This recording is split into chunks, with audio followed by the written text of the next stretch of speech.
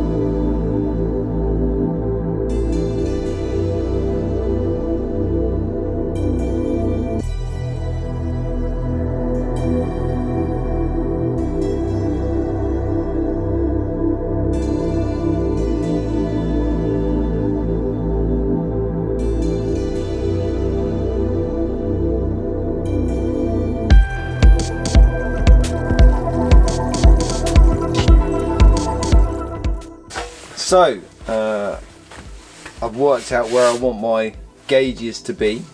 If I haven't said already, this is literally just made out of an old IKEA shelf, look. So, it'll do, because I'm bound to want to start moving stuff around at a later date.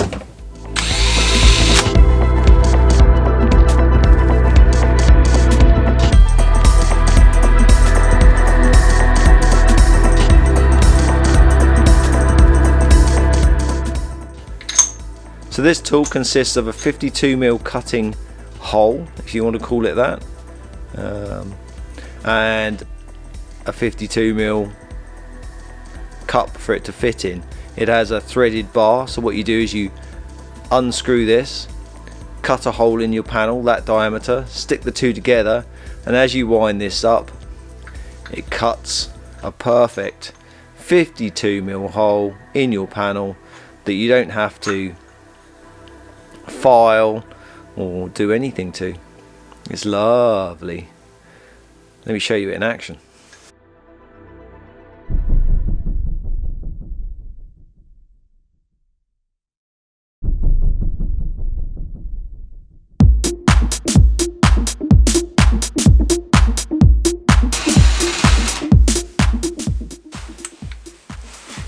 So, stick that in there. Cutting cup on the other side.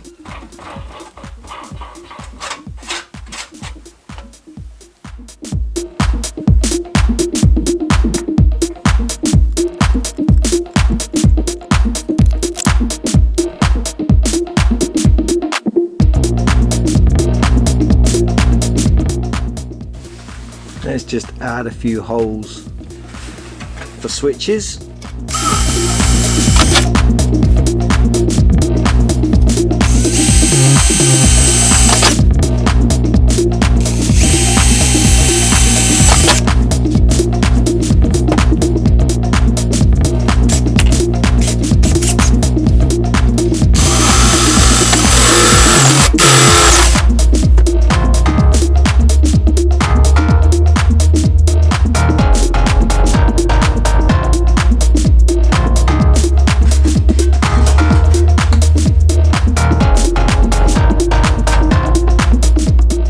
Good morning everyone, good morning. I genuinely overslept my alarm, but this morning I've probably got about 15 minutes before I start making breakfast.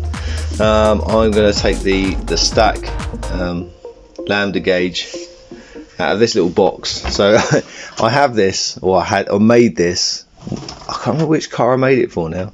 I think it was when I put the race engine in the Mark 1 for testing, and obviously I didn't want to add the additional gauges to the Mark 1, so I made this little box up, and the idea is that would sit on the passenger parcel shelf, so you can see the revs, the air fuel mixture and the vacuum gauge, just so you could keep an eye on it while we were sort of running the engine in.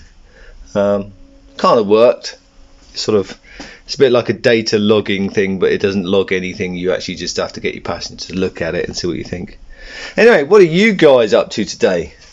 And more importantly, what am I watching on YouTube? I'm watching another episode of Piggy Power. Bits and bobs, niggles and farts.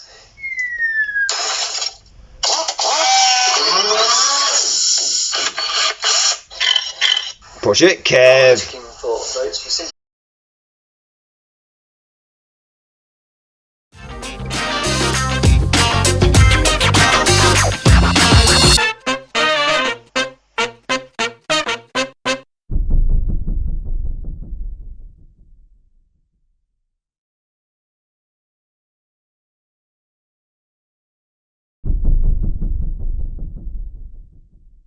You're not wrong. You're still in there. Hello, mate. You like your new box, don't you? Hey, I'll leave it there then. I'll pack it away tonight. Oh, he's a punker. Hello, lads. I've got a genuine Q&A. So I've just stripped off the chrome strip on that because that's going to get satin blacked. And I thought I'd give this a clean up. So this is a genuine Mark II binnacle because it's got this little indentation down the end. But as you can see, it's a bit bloody filthy. So all you detailers out there, go on. How do I clean that? I've already given it a sort of I've used panel wipe to go over it to get sort of. I thought I'd get some of the dirt off, but it hasn't worked particularly well.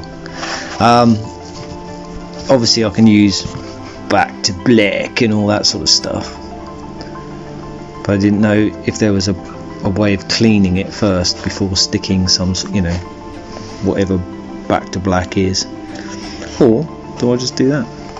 Come on, detailers, what do I do?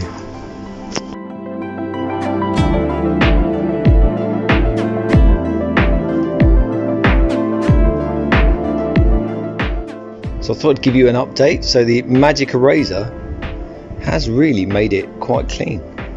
It's nice. So thank you very much, Toonie, for that. The only thing I've got now is these storage scratches. Obviously I've bought this second hand and it's been kicking around for a while.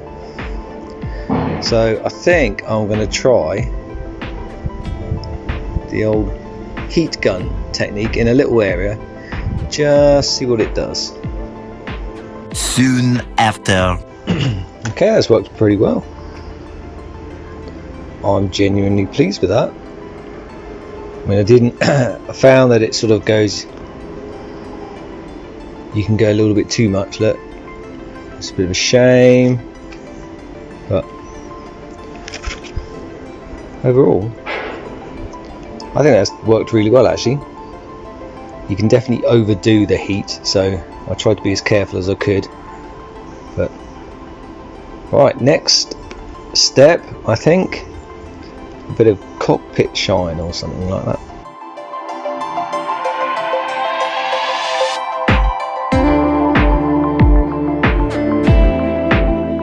How you doing? A little update for you. So I finished fabricating the driver's dash and I've got my gauges in, which is really nice. I think the only additional switches I'm going to add here are 2 spotlight ones, because I'm running 4 spotlights at the front at the moment, but I don't want all 4 on at the same time, so there'll be 2 additional switches there. And you'll never be able to see it, but the reason that the gauges and the switches are where they are, we'll put the steering wheel on. Be able to see what I see, but basically, yeah, there we go. So it's something like that. So I'll still be able to see the rev counter, the lambda gauge, fuel gauge. Obviously switches I don't need to see, and on the center binnacle I can just see the temperature gauge there, oil gauge will be there. I don't think there's any more gauges left apart from the volt gauge over there, but that's, you don't need to see that while you're driving. So the project I'm on this morning, because I've got to go to work soon, is I've taken the center binnacle out, and when I fabricated this bulkhead, I'm really pleased with how I made this look like a factory bulkhead, because that's, you know, it's rolling that edge over, and I put the studs in exactly where the studs would be on a standard car. I am digressing. So obviously I can't have this because that's engine bay to you know, the driver's compartment, the compartment, so I can't have that, so that needs to be sealed off. But my plan is I'm gonna make a template, so a big sheet of either aluminium or steel is going to go over there with the 4 hole studs. That's going to clamp it shut, and then I probably will make this out of metal because I don't have a TIG welder. I'm going to weld some brackets off of this thing, that's then I'm going to be able to mount this on, because at the moment, because of the roll cage and the size of the bulkhead, actually no, it's not because of the roll cage, it's because of the bulkhead being so far forward, I can't mount it as it's supposed to be, like that, because this angle here doesn't match the bulkhead because I'm running a big car. So I have to run it that way round, and I've had it basically like that, sticking forward. It's not anything factory, but it's what I'm going to have to do. So anyway, so that's my plan, is to first make a template, second see how I can make brackets to mount that to it. Don't scratch my binnacle. We're good. Right, maybe I need to clean up in here. Little update for you. One debt to society later.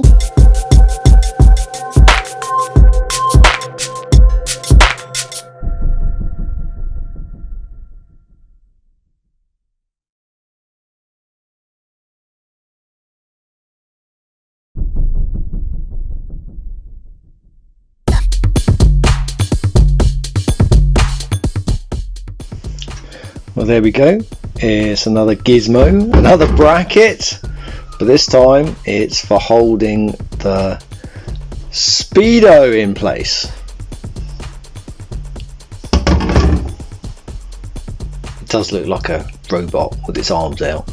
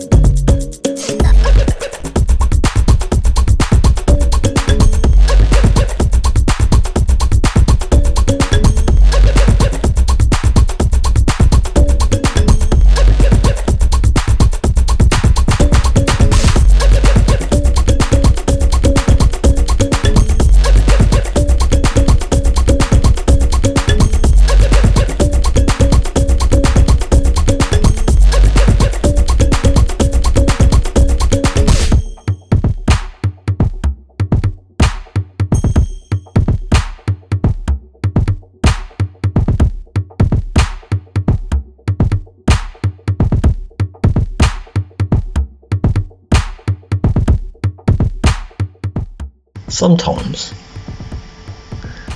you've just got to sit in your car and make brum brum noises, haven't you?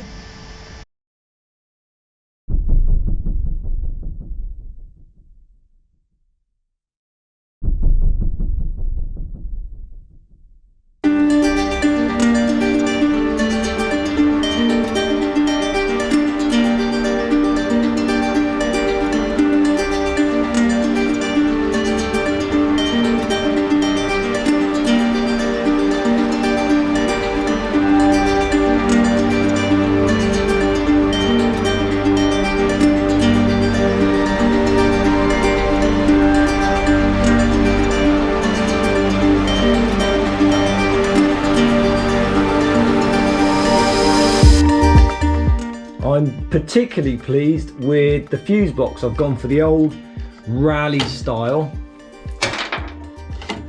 but I've hinged it to help wiring. This is a junction box effectively. Positive power is going to come up into that post there, a negative post there, and this is the bank for the relays, and the same thing again.